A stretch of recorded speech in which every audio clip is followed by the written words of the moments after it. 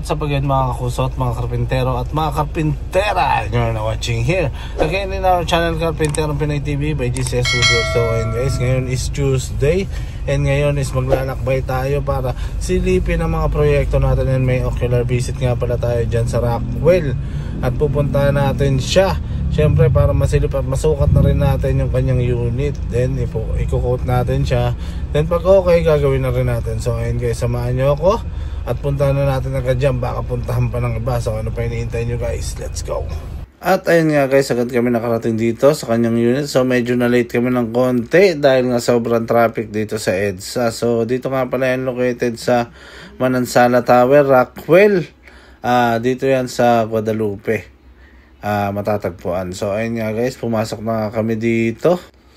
Siyempre nagpark muna tayo dito sa Power Plant Mall kasi wala siyang parking dito mismo sa Manansala Tower. So kailangan natin magpark dito sa Power Plant Mall.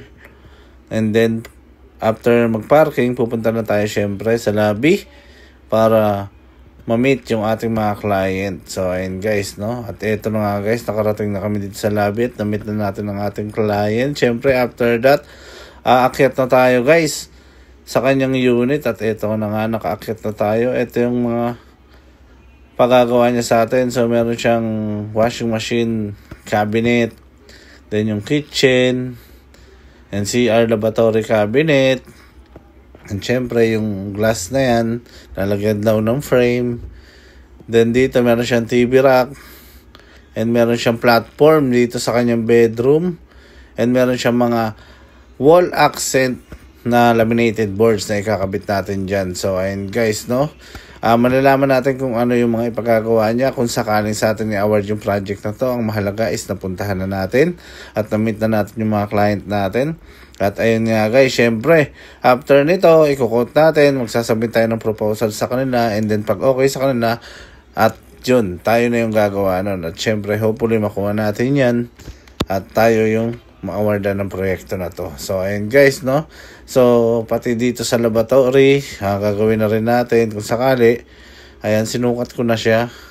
And after that, syempre puproceed na tayo muna dun sa ating site inspection. So medyo tanghali na, so hindi natin alam kung pupuntahan pa natin yung iba. Pero ang sigurado ako dito is yung Kainta. So ayun guys, tapos na tayo dyan sa Rockwell. Ngayon meron naman tayong sisilipin.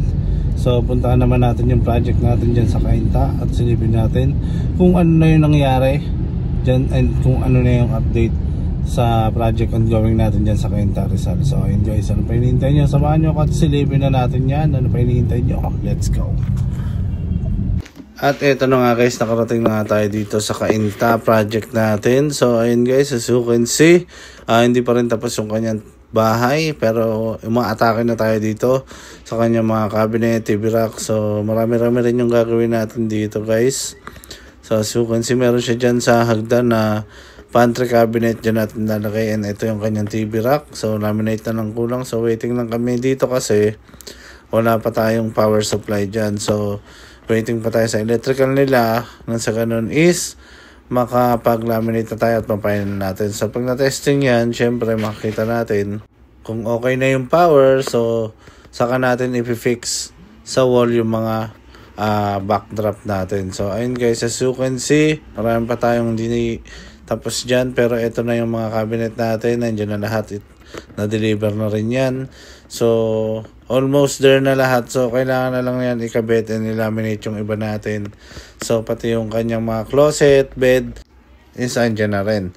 So makikita nyo yan guys. Pagtapos syempre bibisitahin natin kung ano na yung update nyan sa mga susunod na araw. At ito yung kanyang bed dito sa kanyang kids bedroom. So elevated bed jam, storage siya sa ilalim. And yung drawer niya is may, and yung stair niya pala is may drawer.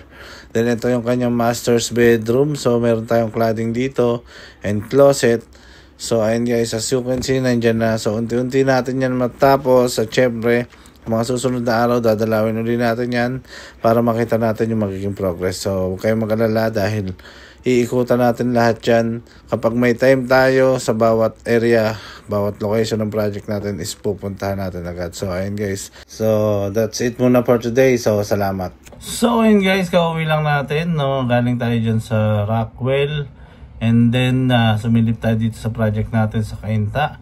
So yun yung ongoing projects natin, and yung Rockwell hopefully makuha natin siya, and sa atin i-award yung project na yun. So ganun lang naman yung mga nagiging sequence ng ating trabaho. So kukontakin tayo dun sa ating page, kaya kung may katanungan kayo, no, message lang kayo, no, sa page namin. Then after that, magkikita tayo, ocular visit muna kung wala kayong mga dimension or details na maibibigay sa amin. So kailangan namin siyang puntahan para sukatan. Then yung scope of works na ipagagawa nyo is syempre kailangan namin yun para makompute natin kung magkano yung aabutin. So dun, after nun, magkakaroon tayo ng mga proposal, quotation para dun sa mga ipagagawa nyo. Then after that, punta kami ng Cainta. So ayun guys, no, may mga na-install na rin tayo dun.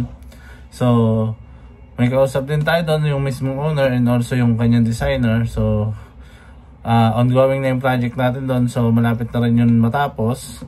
And abangan nyo sa mga susunod, dadalawin uli natin sila, ikutan uli natin at pakakita nyo kung ano yung maging update doon. So ayun guys, sa mga katanungan or suggestion, maaari kayo bumisita syempre sa aming FB page. Ito lang yan sa GCS Woodworks, or else pwede naman kayo bumisita syempre sa isa pa naming page, sa aming backup page. Ito lang yan sa GCS Woodworks and Fit Out Carpinterong Pinoy TV backup page. Or else pwede naman kayong dumiretso dito sa aming gawa na sa Kanis. Makita nyo kung paano namin ginagawa. At dito makita nyo yung fabrication namin.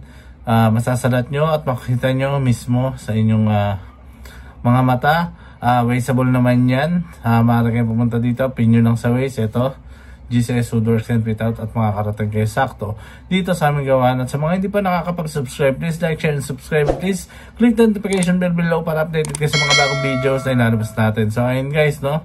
So dahil daily vlog na tayo, hindi namin kayo susukuan at bibigay namin yung mga detalye na kailangan nyo.